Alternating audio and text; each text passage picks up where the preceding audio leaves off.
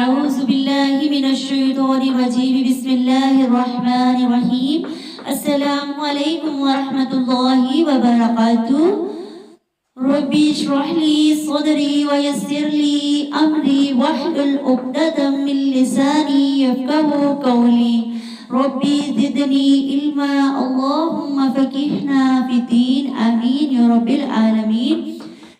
خلاصہ پارہ نمبر 14 ربما۔ پہلی ہی آیات میں پہلے ہی حروف میں اللہ رب العزت نے بتا دیا کہ وہ وقت آنے سے پہلے سمجھ جاؤ، میری بات مان جاؤ کہ وہ وقت آ گیا تو پھر تمہیں اسلام قبول کرنے کا کوئی فائدہ نہ ہوگا، اور آج ہی اپنے رب کی بات مان لو اور اپنے رب کے آگے جھک جاؤ، اپنے رب کی فرما برداری کرو اور ایمان لے آؤ، کلمہ گو بن جاؤ، تاکہ اس دن کی رسوائی سے بچ سکو جب تمہارا کوئی عمل کام نہ آئے گا۔ اہم نکات، قرآن حکیم کو اپنے سینے میں محفوظ کرنے کی کوشش کرنی ہے۔ کیسے ہوگا محفوظ؟ جب ہم ایسی جماعتوں سے جڑیں گے، ان میں بیٹھ کر سیکھیں گے اور سوچیں گے اور اس کو حفظ کریں گے، اس کی آیات کو اپنے دل پر لیں گے اور وہ محفوظ ہو جائیں گی اور اللہ العظیم کے سامنے ہم سرخرو ہو جائیں گے۔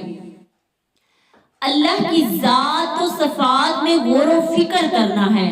اللہ کی ذات کیا ہے، اس کی صفات کیا ہے، وہ اس کی صفات کے اندر کون کون سی چیز ہے؟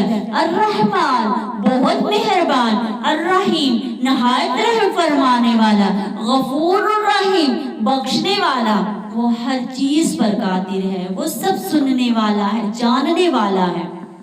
اور اللہ کے لیے خالص ہو جانا، اس کے اندر کسی اور کو ملانا نہیں، ملاپ نہیں کرنا، صرف اور صرف اللہ وحدہ لا شریک لا کو خالص سمجھنا، خالص اللہ کے لیے ہر عمل و دین سیکھنا، پیش کرنا، دینا صرف اور صرف رضائے الہی کے لیے، اور دوسروں کے حالات سے سبق سیکھنا، دوسروں کی طرف دیکھنا، دین کے معاملے میں آگے دیکھنا، دوڑنا، سبقت لے جانا، بھاگنا، زیادہ کوشش کرنا، اور دنیا کے معاملے میں اپنے سے نیچے کو دیکھنا، اپنے پیچھے دیکھنا، ان کے حالات کو دیکھ کر اس سے سبق حاصل کرنا کہ اگر میں اس جگہ پر ہوتی تو کیا ہوتا۔ اور پھر ایک بار پھر سے رب نے ہلا دیا اور بتا دیا کہ رب کی عبادت کرنا ہے، کسی اور کے سامنے سجدہ ریزیاں نہیں کرنی ہے۔ دینے والی ذات میری ہے، عطا کرنے والی ذات میری ہے، میں ہی زندہ کرتا ہوں، میں ہی مارتا ہوں، میں ہی ماروں گا اور پھر اٹھاؤں گا، پھر ماروں گا، پھر سے اٹھاؤں گا اور اپنے سامنے پیش کروں گا۔ غور و فکر کرنا ہے، عقل سے کام لینا ہے، سبق حاصل کرنا ہے، اللہ کو اپنا معبود بنانا ہے، اللہ سے ڈر کر رہنا ہے، اور لوگوں کے لیے کتاب اللہ کو واضح کرنا ہے، یعنی کھول کر بیان کرنا ہے، اس کی آیات کو کھول کھول کے بتانا ہے، اللہ کی نشانیوں پر غور و فکر کرنا ہے اور کروانا ہے، سیدھے راستے پر چلنا ہے۔ کون سا راستہ؟ صراط مستقیم کا راستہ، صراط الذین انعمت، اور انعام مانگنا ہے، انعام یافتہ لوگوں کی صفت مانگنی ہے، ان کی جگہ مانگنی ہے، ان کے ساتھ اپنا نامہ ایمان رکھوانا ہے۔ کیسے ہوگا؟ صراط مستقیم پر چلنے سے، سیدھی راہ پہ چلنے سے، اور ایک بار پھر سے شکر ادا کرنا ہے۔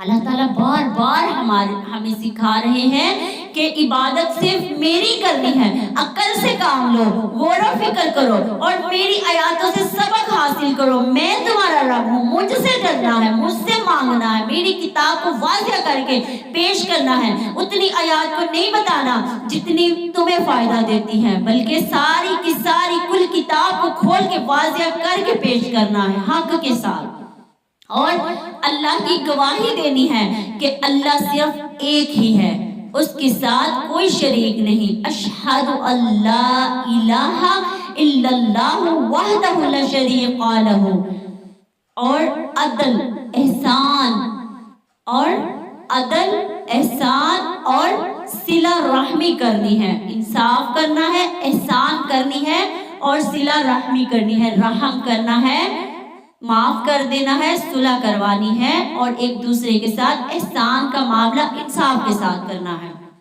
اور پھر سے ہمیں بتایا گیا کہ صبر کرنا ہے. دین کے راستے پہ چلیں گے تو مشقتیں آئیں گی، قدم قدم پہ صبر کرنا ہے. اللہ کی نعمتوں کا شکر ادا کرنا ہے، ہر حال میں شکر ادا کرنا ہے.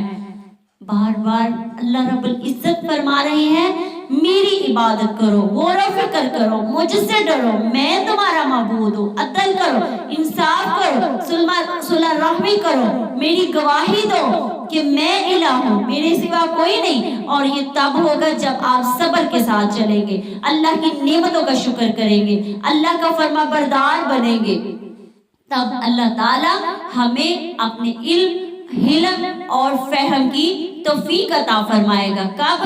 جب ہم چاہیں گے، ہم مانگیں گے، ہم اپنائیں گے، اس اللہ کی آیات کو اپنائیں گے، اپنی زندگیوں میں شامل کریں گے، اللہ کے راستے کی طرف دعوت دیں گے.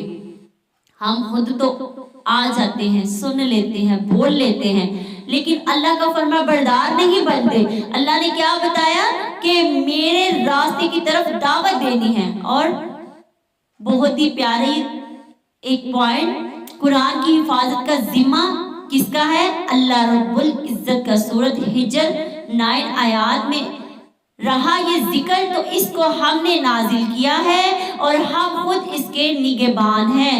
اِنَّا نَحْنُ نَزَّلْنَا الذِّكْرَ وَإِنَّا لَهُ لَحَافِظُونَ. ہم ہی اس کے نگہبان ہیں، ہم ہی اس کی حفاظت کرنے والے ہیں.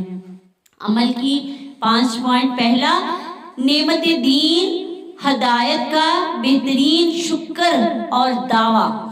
دوسرا، ناشکری سے بچنا ہے. تیسرا، قرآن اور سبع مثانی عظیم النعمتیں بار بار پڑھے جانے والی سورۃ فاتحہ سورت کی نعمتوں پر ہدایت پانا اور مانگنا اور شکر کرنا. اور تیسرا، چوتھا، نشانیوں پر غور سے اللہ کا قرب اور معرفت حاصل کرنا. اور پانچواں، تقوی، صبر اور احسان جنت والوں کی صفات ہیں. اس کو اپنانا ہے اور جنت کا ساتھی بن جانا ہے. کیا؟ تقوی اور صبر اور احسان. یہ تینوں چیزیں کہاں لے جانے والی ہیں؟ یہ جنت والوں کی صفت ہے اور ہم نے وہ صفت اپنانے کی کوشش کرنی. کیسے؟ تقوی اختیار کرنے، صبر اور احسن طریقے سے. اللہ تعالی ہم سے یہ علم اور عمل کرنے کی